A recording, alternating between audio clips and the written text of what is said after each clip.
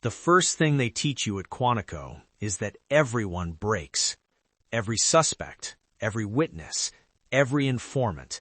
Given enough pressure, enough time, enough fear, every single person eventually tells you everything they know. They teach you this so you can use it against other people. Nobody warns you that it works on you, too. You grew up in Laredo, Texas, right on the border. You spoke Spanish before you spoke English. Your father was a customs officer for 22 years. Honest man, tired man, never once took a dollar that wasn't his. You wanted to be more than him. You joined the FBI at 26, criminal justice degree, Spanish fluency, deep familiarity with cartel culture. You are exactly what they are looking for. A recruiter tells you that you have a gift, that you understand the world the FBI is fighting against in a way most agents never will. You take that as a compliment. You should have taken it as a warning. Quantico takes 6 months. You learn how cartels move money, flip informants, and hide power inside legitimate businesses. You graduate near the top of your class. They send you to the El Paso field office, Cartel Task Force. You are going to take these people down. You believe that completely on the drive to Texas. 8 months in, you make your first real informant, a transporter named Hector, caught crossing 80 kilos of fentanyl. Wife, 3 kids, 25 years minimum staring at him. You find his pressure point and press it. By midnight, Hector is yours. 2 convictions follow. Your supervisor shakes your hand. Then your phone rings with a number you don't recognize. The voice is calm, educated. He knows about Hector. He knows your address. He knows your mother still lives in the same house in Laredo. He knows about the $31,000 in credit card debt you've been carrying since law school. He says none of that is a threat. He says he wants to hire you. You hang up. You sit in your car for 45 minutes. You don't report the call. You tell yourself you're waiting to gather more information. You tell yourself a lot of things that night. The truth is simpler. You're curious how much they're offering. He calls back 3 days later. You answer. $15,000 a month. Cash. All they want is general intelligence, patterns, which operations are getting resources, which informants are active in which areas. Nothing operational. Nobody gets hurt. You tell him you'll think about it. You take 3 weeks. You pay off 2 credit cards. You sign a new lease. Then you call the number back. The first thing you give them is nothing important. General patterns. Nothing that burns anyone directly. The money arrives in a storage unit. $15,000 in hundreds. Clean. Untraceable. The second thing you give them is specific. An informant inside a distribution network in Juarez, a man named Vasquez. 8 months of good intelligence, 3 major seizures. You give them his contact protocol, not his name, just the way he signals his handler. Vasquez stops making contact 2 weeks later.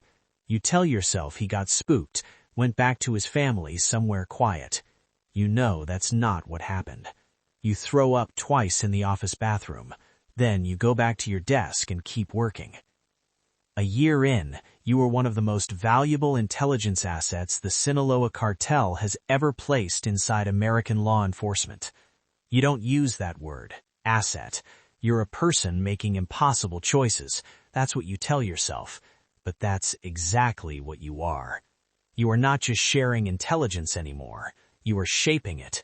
A major task force operation is weeks from executing.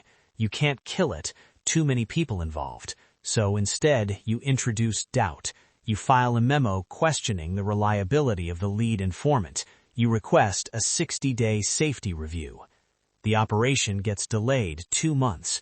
The hub moves. The operation hits an empty building. 340 kilos of cocaine move through the window you created. Street value, $12 million. Your cut is $40,000. You go home, watch television, eat dinner, feel nothing. That's the moment you know something is permanently gone. Not when you gave up the first informant, not when you killed the operation. The moment you stop feeling it, that's when you know you're truly gone. The investigation starts somewhere you never expect it.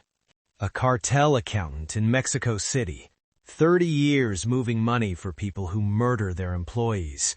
He walked into the American consulate on a Tuesday morning and asked for the DEA.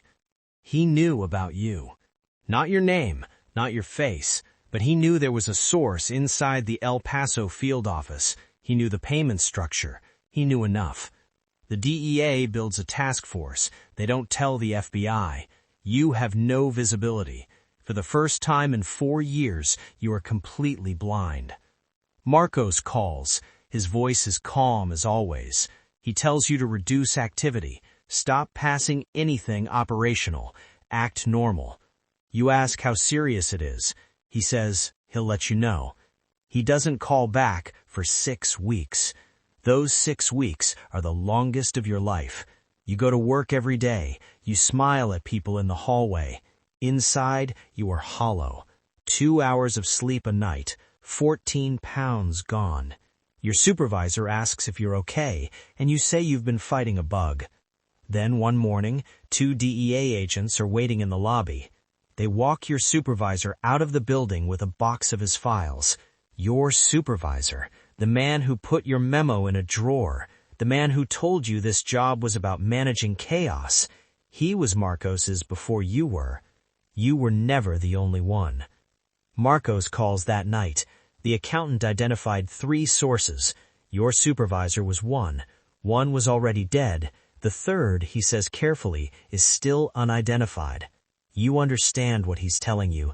The third is you, and the DEA doesn't have your name yet. He tells you there's a house in Sonora, new documents, enough money to disappear quietly. You listen to the whole plan, then you hang up and sit in the dark. You think about your father, 22 years on the border, honest man, tired man, a man who never once took a dollar that wasn't his. You spent your whole life thinking his honesty was weakness, a failure of imagination. Sitting in the dark with a cartel fixer offering you a house in Mexico, you understand for the first time that your father didn't fail at anything.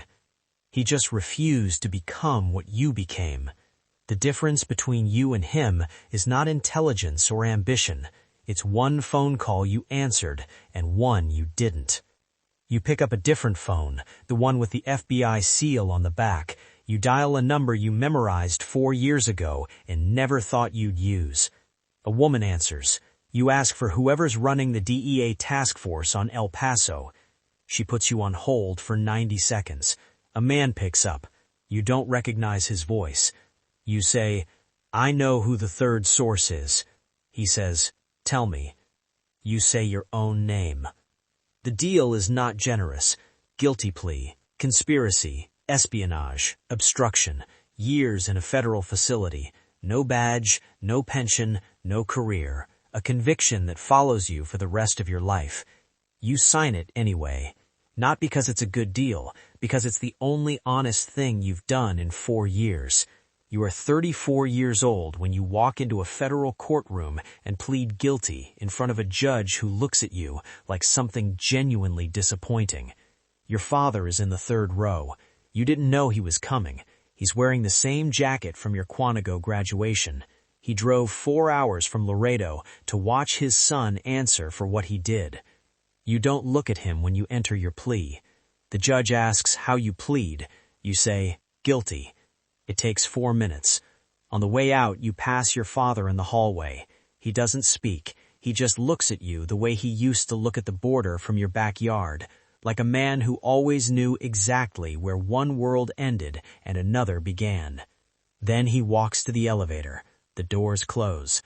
You don't see him again for 3 years. Somewhere right now, there's a new agent, top of their class, bilingual, hungry. A recruiter just told them they have a gift. Nobody warns them. Nobody ever does.